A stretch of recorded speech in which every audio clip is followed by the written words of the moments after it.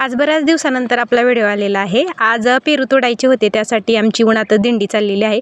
खरं तर आम्ही दररोज गाडीवर येतो, कारण रान पण खूप लांब आहे आणि ऊन तर भरपूर लागते। 11 वाजले का ऊन इतकं ऊन चालू होते का विचारूच नका। आणि इकडं आम्हाला ना येरमाळ्याची यात्रा असते आणि यात्रेत आमच्या गावातले एक व्यापारी त्यांनी आमची पेरूच्या बागेतले जेवढे काही पेरू निघतील ना ते त्यांना आम्ही देणार आहेत। आज त्यांना 5 ते 6 कॅरेट न्यायचे होते, त्यासाठी मग ऊन म्हणून काही जमणार नव्हतं, कारण आपला माल काढायचा होता ना, त्याच्यामुळं म्हटलं चला ऊन असो ना काय असो, परंतु माल तर काढल्याशिवाय आपल्याला सुटका नाही। कारण परत पण बार्शीला ती नेण्यापेक्षा आपलं शेतातूनच आपल्या नेतात, त्याच्यामुळं मग इकडंच पेरू काढायला चालू आहे। छान जे काही पेरू आलेलेत ना आपले पिवळसर रंगाचे, ते पेरू काढून घेतले आणि भरपूर असे पेरू आहेत। आपण तर एकही पेरू ठेवलेला नव्हता छाटणी करताना, तरी पण इतके सारे पेरू लागलेत। त्यांना आतापर्यंत 4 क्विंटल पेरू गेलेले आहेत आणि आज काय वरून तोडून होते तेवढे काही। आणि असे पण इनी बार्शीला पण नेलेले तर 2 ते 3 वेळा एक 100 किलो नेले असते, ते पण म्हणजे टोटल जर बघायला गेलं तर भरपूर असं लांब गेलेलं आहे गणित। आणि खरं सांगायचं म्हटलं ना तर एक फुलकळी सगळी तोडून घेतलेली होती, तरी पण कुठनं एवढं ह्याला हे आलं का फळं फुलं ते काय विचारूच नका। आणि खूप सारे छान पेरू निघलेले इथं।